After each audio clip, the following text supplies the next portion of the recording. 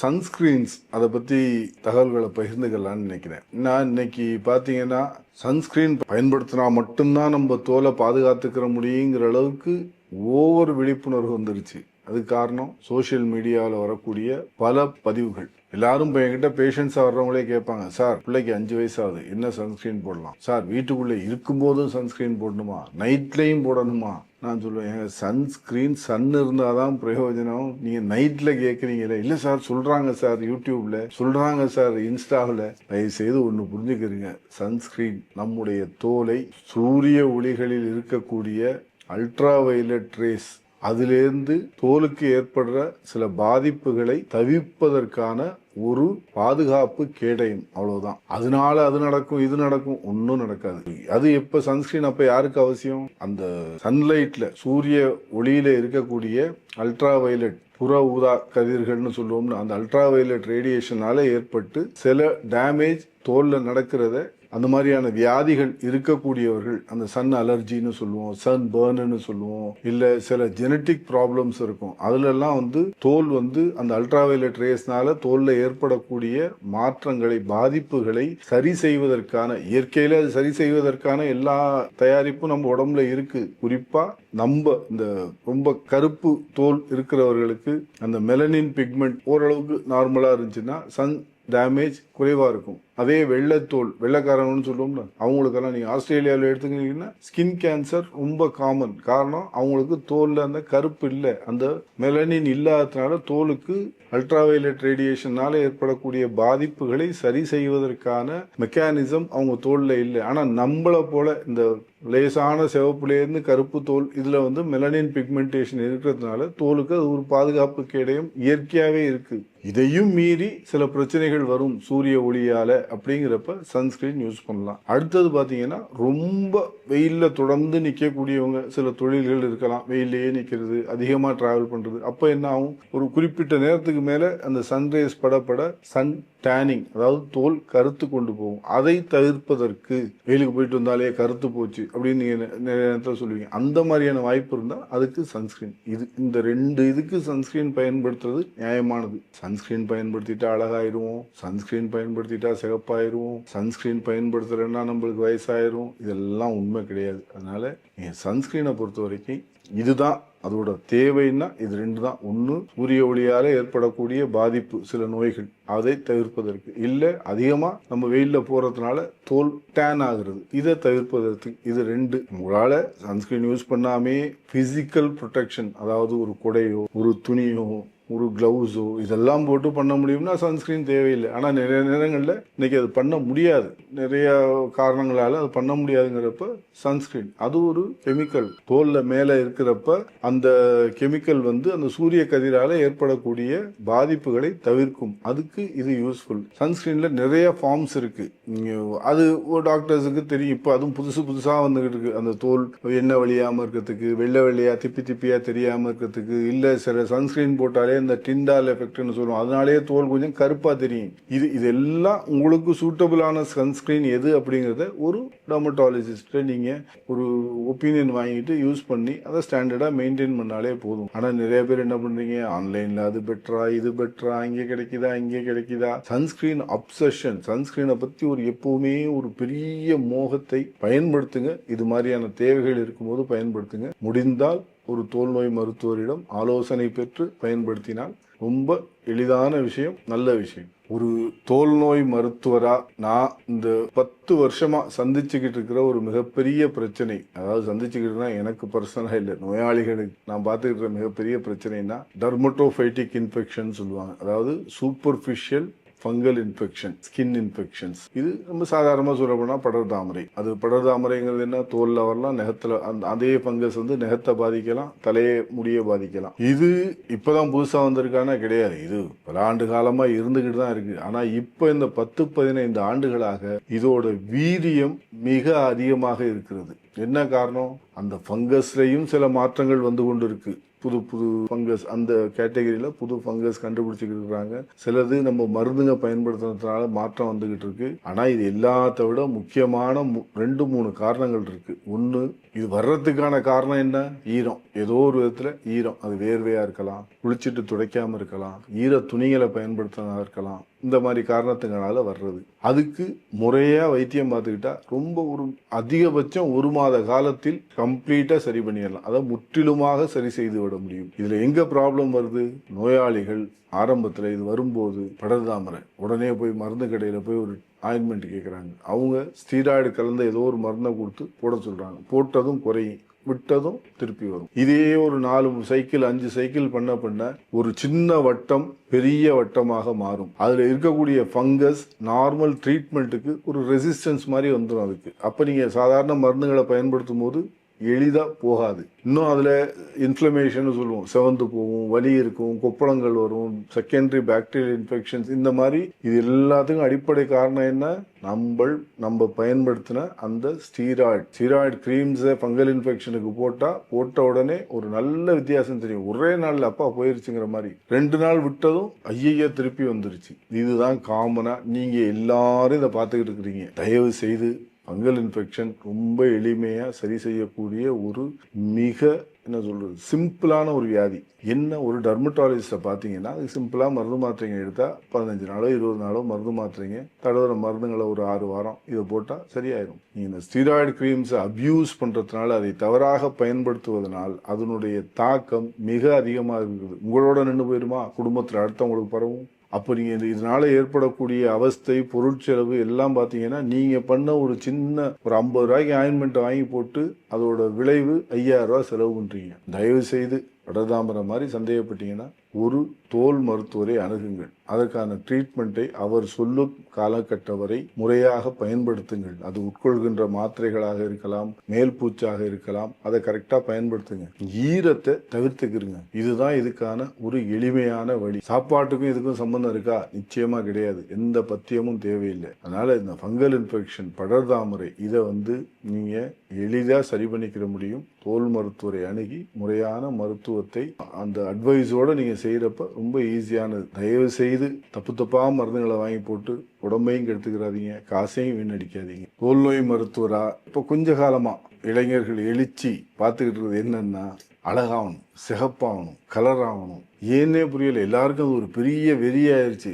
சில பேர் இந்த இளைஞர்கள்னு சொன்ன சில பேர் அப்பா அம்மா 1.5 வயசு பிள்ளைய தூக்கிட்டு சார் எப்படியாச்சும் பிள்ளைய கொஞ்சம் சிவப்பாக்கிருங்க. இது நியாயமற்ற ஒரு கோரிக்கை. இப்படி சிவப்பு பிள்ளையா பெற்றுக்காரும்னா அம்மா அப்பாவை ஃபர்ஸ்ட் கலரா இருக்கிறவங்களுக்கு சிவப்பா குழந்தை பிறக்கும்னு எதிர்பார்க்கல. இல்லாட்டி அது ஒரு கருப்பா பிறக்கிறது ஒரு தவறு கிடையாது. ஆனா இந்த மோகம் எந்த அளவுக்கு கொண்டு போய் விடுதுன்னா, குறிப்பா இளைஞர்கள், அதிலும் பெண்கள் கண்ட மருந்து ஆன்லைன்ல ஆர்டர் போட்டேன், மருந்து கடையில வாங்கினேன், இது போட்டா சிவப்பாயிரும், நான் மருந்தோட பேரை குறிப்பிட விரும்பல. நான் இது சொல்லும் போதே உங்கள நிறைய பேர், குறிப்பா அதை பயன்படுத்துவர்களுக்கு உங்களுக்கு அந்த பெயர்கள் கண் முன்னாடி வந்து போகும். ஆனா அதோட விளைவுகள் என்னன்னு நான் சொல்றப்ப நிச்சயமா அந்த மருந்தை நீங்க பயன்படுத்திக்கிட்டீங்கன்னா இது உங்களுக்கு கடவுள் கொடுத்த ஒரு நல்ல வாய்ப்பு.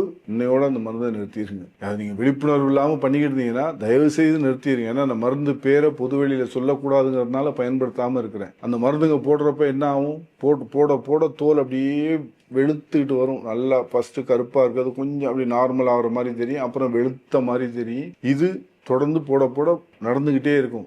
ஆனா இதை பண்ண உங்க தோல் என்ன ஆகிட்டு இருக்கும்? தோலோட தடிமன் குறைந்து கொண்டே இருக்கும். தோலோட இயற்கையான தடிமன் குறைந்து கொண்டே இருக்கும். தோல்ல இருக்கக்கூடிய அந்த எலாஸ்டிக் ஃபைபர்ஸ், கொலாஜன் இதெல்லாம் குறைஞ்சுக்கிட்டே போகும். இது ஸ்கின் அட்ரோஃபின்னு சொல்றது. அதாவது தோல் சிதைஞ்சுக்கிட்டே போகும். அதனால என்ன ஆகும்? தோல்ல சின்ன சின்ன சுருக்கங்கள் எளிதாக வரும். தோலில் அனாவசியமான இடங்களில் முடி முளைக்கும். தோலில் பருக்கள் தோன்றும். நீங்க இந்த மருந்தை பயன்படுத்திட்டு வெயில்ல போய் 1/2 மணி நேரம் நின்னீங்கன்னா உங்க முகம் என்ன ஆகும்? உரிச்ச கோழி மாதிரி செவந்து போயிருவீங்க. இதெல்லாம் இந்த ஸ்டீராய்டோட எஃபெக்ட். அதுக்கு இன்னும் சில கருப்பை குறைக்கிறதுக்கு சில மருந்துகளை கலந்து பல கலவைகளாக இன்று கிடைத்து கொண்டிருக்கின்ற சில மருந்துகளை மருத்துவரின் ஆலோசனையின்றி நீண்ட நாட்களுக்கு பயன்படுத்துவதனுடைய விளைவு உங்க தோலுக்கு இந்த பாதிப்பெல்லாம் வரும். இது எத்தனை பேர் அனுபவிச்சிருப்பீங்க? நிச்சயமா அனுபவிச்சிருப்பீங்க. என்கிட்ட இது மாதிரி ஒரு நாளைக்கு 2 பேர் வருவாங்க. இதெல்லாம் கொடுமை என்னன்னா, அப்பா அம்மா பொம்பளை பிள்ளைய கூப்பிட்டுட்டு சார் ஒரு வாரத்தில் கல்யாணம் எப்படியாச்சும் சரி பண்ணுங்க, சத்தியமாக சொல்கிறேன், அது ஒரு வாரத்தில் சரி பண்ணவே முடியாது. ஏன்னா நீ அந்த மருந்தை நிறுத்தணும். அந்த மருந்தால் ஏற்படுகின்ற அந்த விளைவுகளை கொஞ்சம் கொஞ்சமாக தான் சரி பண்ண முடியும். அது 2 மாதம் ஆகலாம், 3 மாதம் ஆகலாம். சரி பண்ண முடியாதுன்னெல்லாம் கிடையாது, சரி பண்ணலாம். கொஞ்சம் டைம் எடுக்கும். நீங்கள் எவ்வளவு நாள் இதை பயன்படுத்தி இருந்தீங்களோ அதை விட அதிகமான நாட்கள் அதை சரி செய்வதற்கு தேவைப்படும். அதனால கலரா வரணுங்கிறதுக்காக கடையில் கிடைக்கிறதையோ ஆன்லைன்லயோ கண்டதை உங்களுக்கு என்னன்னே தெரியாத மருந்துகளை தயவு செய்து பயன்படுத்தாதீங்க. ஏதோ ஸ்கின்னுக்கு ட்ரீட்மெண்ட் அவ்வளவு ஈஸி அப்படின்னு நிறைய பேர் சொல்றாங்க. அவ்வளவு ஈஸி எல்லாம் கிடையாது. அது ஒரு பொறுப்பான தோல் மருத்துவரை நீங்கள் அணுகி அந்த மருத்துவர்கிட்ட எனக்கு ஒரு வாரத்தில் சரி பண்ணுவீங்களா அப்படி கேரண்டி கேட்கறவங்க எல்லாம் இருக்கிறீங்க.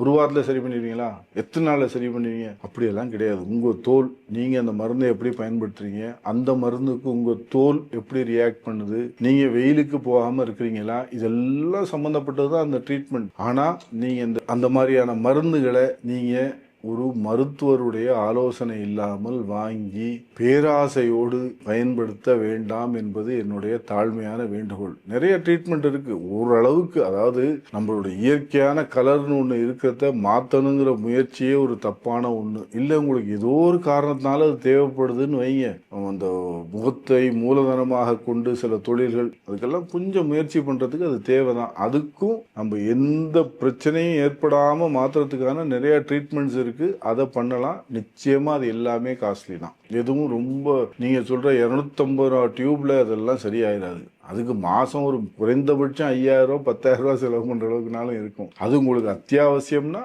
அதை பண்ணுங்க. இல்லாட்டி நம்ம இயற்கையான தோல்ல ஒரு தேவையற்ற கருப்பு ஏதோ ஒன்று வந்திருக்குன்னா அந்த கருப்பை நீக்கிறதுக்கு நிறைய ட்ரீட்மெண்ட் இருக்கு. அது அவசியம் நீங்க நாடுங்க, தோல் மருத்துவரை நாடி செய்து கொள்ளுங்கள். நான் சும்மாவே சிவப்பாயிரணும், எல்லாரும் என்னோட பழகுறவங்க எல்லாம் சிவப்பா இருக்காங்க, நான் மட்டும் கருப்பா இருக்கிறேன், கருப்பா இருந்தா எனக்கு அசிங்கமா இருக்கு, எனக்கு ஒரே இன்ஃபீரியாரிட்டி காம்ப்ளெக்ஸா இருக்கு. கருப்பா இருக்கிறது ஒரு தவறு கிடையாது. அது நீங்கள் இயற்கையில் நீங்கள் அப்படித்தான். நீங்க சிவப்பா இருந்துட்டா உங்களுக்கு வாத்தியார் கூட மார்க் போட மாட்டாரு, வேலை ஈஸியா கிடைச்சிடாது, கல்யாணம் நடந்தா வீட்டுக்காரர் நல்லா பாத்துக்கிற மாட்டாரு.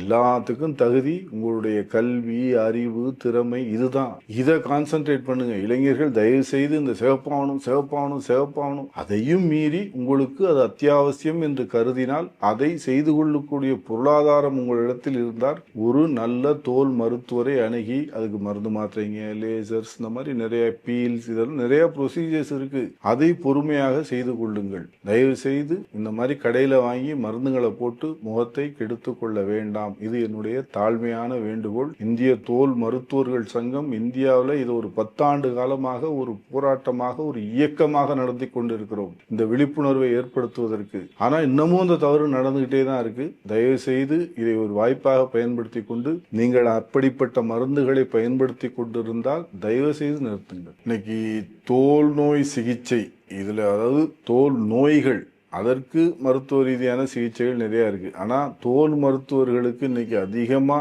வர்ற பேஷண்ட்ஸ், குறிப்பா பெருநகர பகுதிகளில் பார்த்தீங்கன்னா அந்த ஏஸ்தட்டிக் மெடிசன், அதாவது அழகியல் சிகிச்சை, அதுக்காக தான் நிறைய பேர் வர்றாங்க.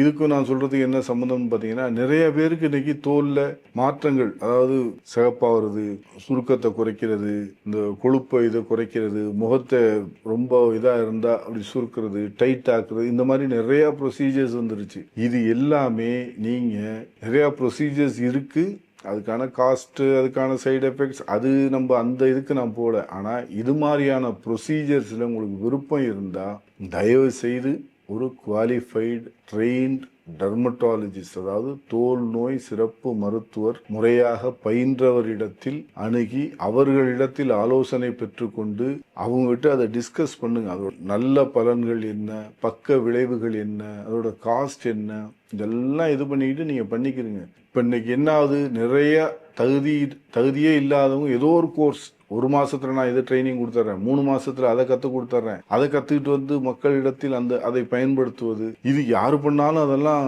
இது பண்ணலாம். பட் பிரச்சனை எங்க, ஒரு சின்ன சைடு எஃபெக்ட் வந்தாலும் அவங்களால அதை சமாளிக்க முடியுமான்னா அங்கே தான். அதுக்காக தான் நீங்கள் தோல் மருத்துவரை அணுகி அவருடைய ஆலோசனையின்படி நீங்கள் அந்த சிகிச்சைகளை எடுத்துக்கொண்டால் ரொம்ப சேஃப். எந்த விதமான பக்க விளைவுகளும் வராது. வந்தாலும் அதை நிரந்தர பாதிப்பாக இல்லாமல் உடனடியாக எப்படி சரி செய்வது என்ற அனுபவம் மருத்துவருக்கு இருக்கும். சும்மா 1 மாச ட்ரைனிங், 1 வார ட்ரைனிங், ஒன்றும் பெரிய ஹார்ட் சர்ஜரி கிடையாது, உண்மை ஒத்துக்கிறேன். அதனால தான் இந்த மாதிரி சின்ன சின்ன ட்ரைனிங் கொடுத்துட்டு எல்லாரும் பண்ணுறாங்க. பட் அதையும் தாண்டி தோல்ங்கிறது நம்ம உடலின் மிகப்பெரிய உறுப்பு.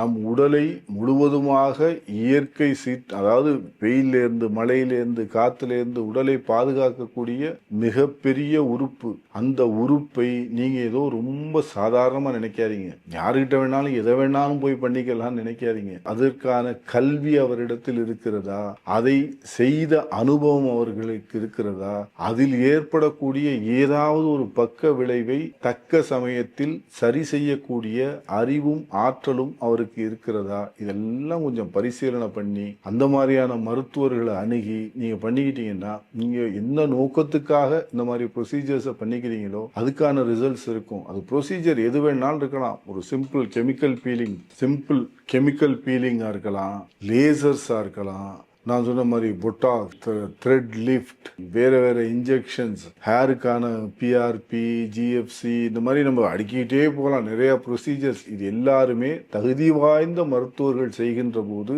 என்ன நோக்கத்திற்காக அது செய்யப்படுகிறதோ அது உங்களுக்கு கிடைக்கும். பக்க விளைவுகள் ஒருவேளை ஏற்பட்டாலும் அதை சரி செய்து கொள்ளலாம். நீங்க அனுபவம் இல்லாதவர்கள், கல்வி இல்லாதவர்கள் இவர்களிடத்தில் செய்து கொண்ட போது அதுல ஏதாச்சும் ஒரு சின்ன சைடு எஃபெக்ட் வந்தாலும் அவங்களும் பேனிக் ஆகி என்ன பண்றதுன்னு தெரியாம இதை பண்ணுங்க அதை பண்ணுங்க, நீங்க டென்ஷன் ஆகி, இது தயவு செய்து தவிர்ப்பதற்கு ஒரே வழி நல்ல அனுபவம்ங்கிற வார்த்தையை கூட நான் பயன்படுத்த மாட்டேன். தகுந்த கல்வி அறிவும் அந்த பயிற்சியும் உள்ள தோல் மருத்துவரை அணுகி இது போன்ற சிகிச்சைகளை நீங்கள் எடுத்துக்கொள்ள வேண்டும் என்பது என்னுடைய வேண்டுகோள்.